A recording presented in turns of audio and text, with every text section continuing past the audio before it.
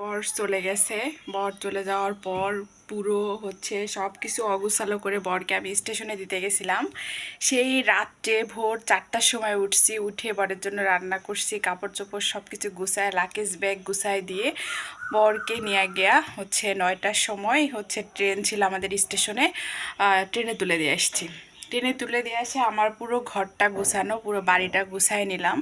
তো যে বিষয়টার জন্য হচ্ছে ভিডিওটা শেয়ার করা সেটা হচ্ছে আমার ঘরের সব ফার্নিচারগুলো বিক্রি হয়ে গেছে। অবশেষে অনেক চেষ্টা করার পরে আমার ঘরের সব ফার্নিচার আমি বিক্রি করতে পারছি, বিক্রি করে দিছি। এগুলোর সাথে আব্বার অনেক স্মৃতি। আমার আব্বা মন খারাপ করবে জন্য আব্বা যখন অসুস্থ হয়েছিল তখন অনেক সমস্যার মধ্যে থাকার পরেও আমি এই ফার্নিচারগুলোতে হাত দেইনি, এই ফার্নিচারগুলো কখনো বিক্রি করিনি। তো এখন পরিস্থিতি এমন হয়েছে যে বিক্রি না করলে হবে না, তাই সব ফার্নিচারগুলো বিক্রি করে দিচ্ছি। ফার্নিচার নাই নাই বলে তাও অনেক ফার্নিচার আছে এখন আমার ঘরে। তো এটা হচ্ছে সব ঘরেই থাকে, কেউ অগুছালো কিছু মাইন্ড করার কিছু নাই। এটা হচ্ছে আমার বেড। তো এটা হচ্ছে জাম কাঠের, হচ্ছে খাটটা হলো জাম কাঠের। তো খাটটা হচ্ছে থাকতেছে, যেহেতু খাটে আমার এসে হচ্ছে থাকতে হয়, ঘুমাতে হয়। এটা হচ্ছে আমার মেলামাইন বোর্ডের হচ্ছে আলমারি, আর এটা হচ্ছে মেলামাইন বোর্ডের হচ্ছে ড্রেসিং এগুলো। এই আলমারিটা বানাতে আমার অনেক টাকা খরচ হয়েছে। আমি এটা বানাই নিয়েছিলাম ডাবল শিট দিয়ে, প্রায় ৬২,০০০ টাকার মতো খরচ হয়েছিল আমার এটা বানাতে। তো এগুলো সবই আমি সেল করে দিচ্ছি। আমার ঘরের সৌন্দর্য, এগুলো হচ্ছে আমার ঘরের সৌন্দর্য। হয়তো আর কিছুক্ষণ পরে এগুলো নিতে আসবে। এই জায়গাটা ছিঁড়ে গেলেও, এই জায়গাটা দুমড়ে মুচড়ে মানে হয়ে গেলেও, মানে এগুলো আমার মানে কতটা শখের, আমি কতটা শখ করে, কতটা কষ্ট করে, কতটা টাকা জমায় জমায় আমি এই সব ঘরের ফার্নিচার সাজাইছি, ঘরগুলো পেন্টিং করছি, ঘর প্রত্যেকটা ওয়াল হচ্ছে কালার করছি নিজের পছন্দ মতো সব কিছু। তো এগুলোর থাকা মানে আমি মাঝে মাঝে অপ্রস্তুত হয়ে যাই। এই জন্য এটাই হচ্ছে আমার ঘরের ঢোকার হচ্ছে, ভিতর থেকে ঢোকার হচ্ছে দরজা। এখানে চেয়ার টেবিল এগুলো সব রাখা আছে। আর এখানে হচ্ছে আবার ঢুকতেই এখানে একটা টেবিল রাখা আছে, এখানে এখানে একটা টেবিল, আর এখানে হচ্ছে আমার বেড, আর এইখানেই হচ্ছে ড্রেসিং, আর হচ্ছে আলমিরাটা রাখা আছে। ওই দুই পাশে দুইটা জানালা, ওই ওই জানালাটার পাশে হচ্ছে আমার আব্বার কবর, আর ওইটার পিছনে হচ্ছে আমার দাদার কবর। তো এই ঘরটা আমার কাছে আমার হচ্ছে শান্তির জায়গা।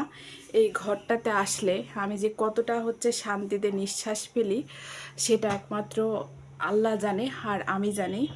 এই ঘরটাই আমার বাঁচার একমাত্র উৎস, এই বাড়িটাই আমার একমাত্র বাঁচার অনুপ্রেরণা। এখানে আমার আব্বা, জানালার পিছনে আমার আব্বা শুয়ে আছে। এই বাড়ির কোনো কিছুই আমি নষ্ট করতে চাইনি, এই বাড়ির কোনো কিছুই আমি কোথাও হারাতে দেইনি। তিল তিল করে কষ্ট করে গড়া আমার সব কিছু আমি সুন্দর করে গুছায়ে রাখছিলাম। এত বছর হয়ে গেছে তবুও আমার কোনো কিছুতে, আমি এখানে থাকি না, মাঝে মাঝে আসি, মাঝে মাঝে চলে যাই। মা এগুলো দেখভাল করতো, ব্যবহার করতো। আব্বার রুমটাও অনেক সুন্দর করে গুছানো, আর একদিন শেয়ার করব একটা ভিডিওতে। তো এই জিনিসগুলো কেন বিক্রি করতেছি, কিসের জন্য বিক্রি করতেছি, আমি অন্য একটা ভিডিওতে শেয়ার করব।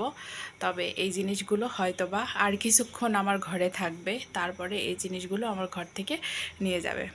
তো জিনিসগুলো আমি হচ্ছে ছেল দিতাম না, যত কষ্টই হোক। যদি চুলায় জালও দিত পরবর্তীতে, তবুও আমার দুঃখ ছিল না। সেটা যদি আমার মা করতো তবে আমার কোনো দুঃখ ছিল না। কিন্তু আমি চাই না যে আমার শখের জিনিস, আমার পছন্দের জিনিস আমার অপছন্দেও কোনো মানুষ ব্যবহার করুক, আমার শত্রুদের হাতে চলে যাক। কারণ দুনিয়াতে আমার মা ছাড়া, আমার আব্বা ছাড়া এখানে আমার কেউ নাই, এখানে আমার কেউ নাই। আমি চাই না আমার কোনো জিনিস কেউ ব্যবহার করুক, আমার কোনো জিনিসে কেউ হাত মানে টাচ করুক, এটা আমি কখনোই চাই না।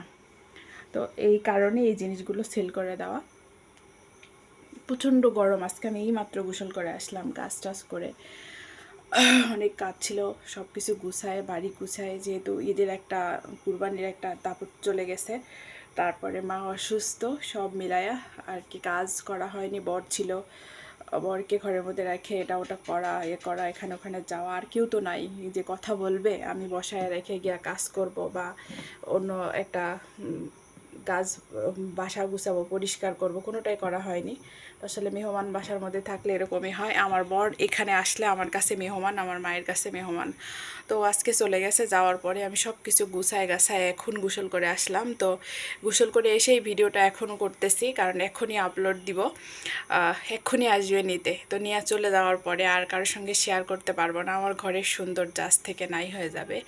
আমার আব্বার শেষ স্মৃতি, আমার শেষ স্মৃতি, আমার শখের সব কিছু আজকে নিয়ে যাবে, কিছুক্ষণের মধ্যেই চলে আসবে, যার কারণে আমি ভিডিওটা করতেছি। তো সবাই ভালো থাকবে। আর কিছু কিছু সম্পর্ক, কিছু কিছু সময়, কিছু কিছু পরিস্থিতি এমন হয় মানুষের জীবনে আসে, যেটা আসলে নিজে ছাড়া আর কাউকে বলা যায় না, বোঝানো যায় না। তো আমিও ঠিক সেই এইরকম মুহূর্তে এখন আমার জীবনে চলতেছে, আমি অবস্থান করতেছি। তো আসলে সত্যি একজন একটা কথা বলছে যে বিধ্বস্ত ধ্বংসস্তূপের মধ্যে থেকে কোনো কিছু খুঁজে পাওয়া যায় না। তবে এটা ভুল কথা। ধ্বংসস্তূপের মধ্যে থেকে ইচ্ছা করলে নতুন করে ওখানে গাছ লাগিয়ে আবার সেই গাছের ফল খাওয়া যায়, সেখানে আবার নতুন করে স্বপ্ন বাঁধা যায়, ঘর বাঁধা যায়। তো আমিও প্রমাণ করব যে ধ্বংসস্তূপের মধ্যে দাঁড়িয়েও আমি আবার নতুন করে অনেক কিছু করেছি। তো সেটা হচ্ছে কথায় না, বাস্তবতায় সেটা প্রমাণ করতে হবে। তো সবাই ভালো থাকবে। আল্লাহ হাফেজ।